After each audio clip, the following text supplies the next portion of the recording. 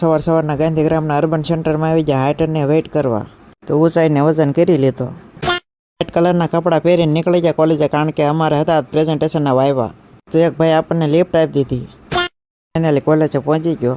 College આવ્યા કે બધે ફોન જોતા, એટલે કે ફોનમાંથી પીપીટીની તૈયારી કરતા.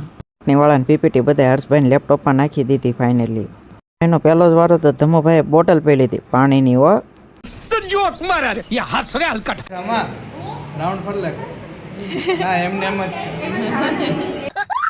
ફાઇનલી એક પછી એક પ્રેઝન્ટેશનના વારા આવતા જાય છે.